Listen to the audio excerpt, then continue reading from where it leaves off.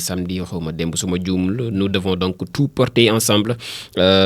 tous porter ensemble donc la mission de l'église dans notre pays di ay kàddoom mi njëkk moom monseigneur André Guèye nekk archevêque bu Dakar bu yees ci la xëy moom mi di Sud Quotidien Le Quotidien yéen kay te ñëw ci la Cour suprême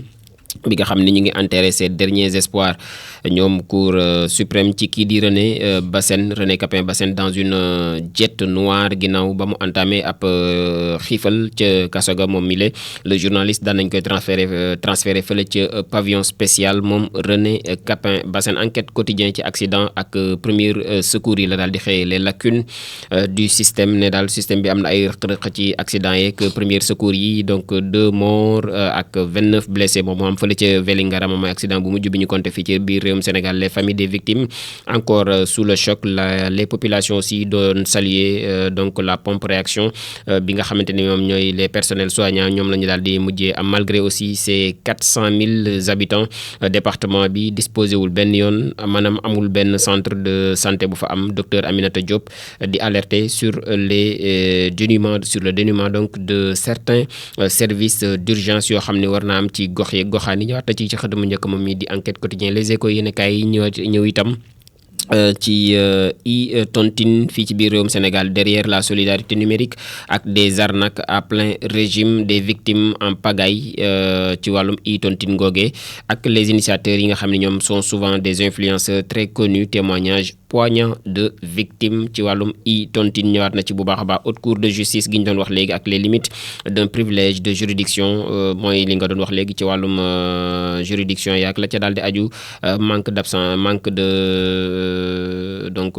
de recours yi ca nooy attaqué décision yi entre autres ñëwaat na ci bu baax a baax moom mi di les échos yéen kay pas de double degré de juridiction loolee kii di Alioune Souaré daal na koy wax moom mi ni les textes actuels consacrent une rupture d'égalité avec ces arrêts ne sont susceptibles ni d'appel ni de pourvoi en cassation il y a restriction donc des droits et libertés des accusés l'étape de l'enquête donc préliminaire n'existe pas mu nekk yoo xamante ni jàpp nañu daal ay rëq-rëq la yoo xam ne dafay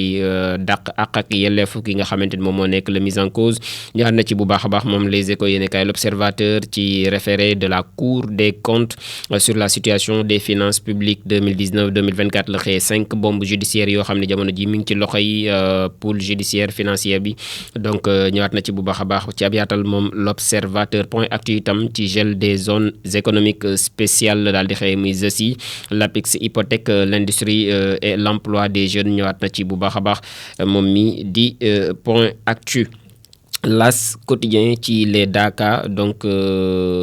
promesse 2025 de Sonko ci la daal di xëyaat ñëw muy Daaka yi ak digge yi nga xamante ne Ousmane Sonko digge na ko fa ñëwaat na ci bu baax a baax moom mi di L'As quotidien waaye des na ci empressement du gouvernement non prise en compte de la revendication ak G7 bi nga xam ne ñoom ñi ngi xotti pacte de stabilité sociale bi ñoom ànduñu ca benn yoon ñoom groupe des 7 googule donc le Sénégal lève encore 193 milliards de francs CFA muy wàllum financement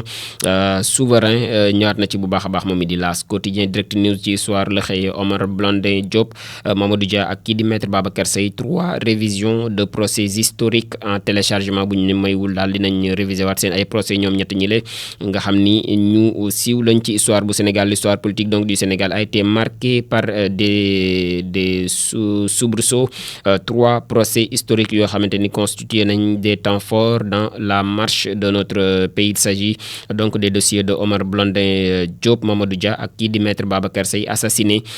Il est fort probable que les jours à venir ces procès soient réouverts. ñëwaat na ci bu baax a baax ci ubbiteeg ci lu ñu mën a njort ne mën nañu ubbiwaat ñoom seen ay dossier moom mi di direct news Vox Populi itam des ci contexte politique explosif ak le dialogue national bi nga xam mi ngi nekk à l'épreuve donc de la reddition des comptes bu maywul daal lu ëpp lañ cey waxtaane wàllum reddition lay doon moom dialogue national google ñëwaat na ci bu baax a baax moom Vox Populi des na ci wàllum reddition des comptes google l'optimisme de Ngouda Fall Kane moom ancien président bu CENTIF bile desaat na ci ak jàngatam moom mi di Vox Populi sur ça itam ñëw na ci récemment recruté donc ak sommet de rejoindre leur inspection de l'éducation muy enseignants yi nga xamante ni ñoom la ñu recruter léegi affaire des 2000 enseignants ci la daal di xëy xaati moom mi di source ay des na ci wàllum injection de 127 mégawatts bu West African Energy du dugal ci centrale bu 66 mégawatts donc dans les réseaux bu Senelec. Samuel peut exulter moom Samuel Sarr daal fa mu sëgg ca kaso ga mën naa siggi bu baax a baax ndax mi ngi dugal yoxom ci koomuk réew mi ak ci doxalinu courant gi. L'évidence itam des ci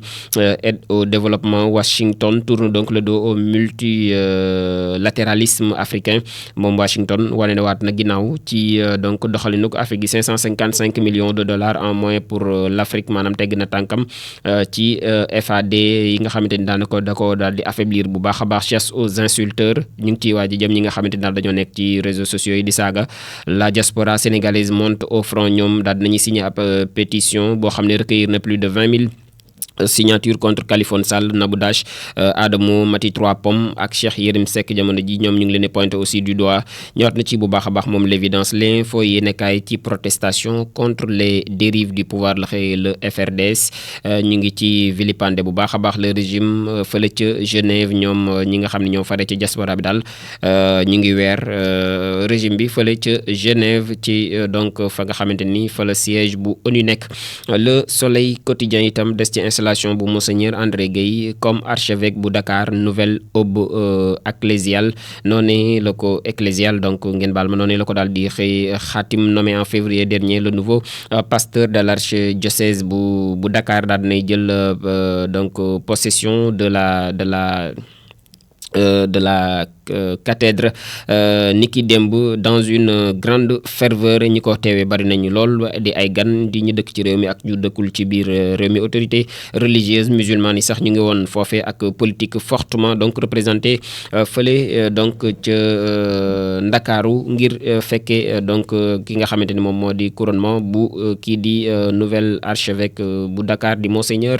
André Gueye. yor bi itam des ci altercation fictive bi nga xam ni am na ci Cour des comptes. Menace djihadiste sur le Sénégal, JIA donc ak le grand naufrage d'un merdia manipulateur. Jeune Afrique ñëwaat na ci bu baax a baax ak lu ni mel moom mi di yor bi les libération yéen a kaay ci tiraillement aussi la xëyee ci fële ca tribunal bu Dakar ginnaaw benn redressement ba fa daal di am. Nestlé Suisse dans les nas donc du fisc moom mi ngi ci tànki fiscalité yi moom Nestlé bu Suisse ñëwaat na ci bu baax a baax moom mi di libération yéen a kaay. Walf Quotidien itam ci démission en cascade dans les rangs de l'ancien parti au pouvoir la daal di xëy fële moom APR moom bu mayul ci tas la jëm. l'APR chronique donc d'une mort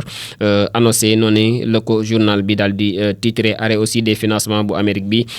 fii ci FAD de la donc BAD bu Banque africaine de développement ginnaaw USAID bi ñu banqué seen ay yoxo.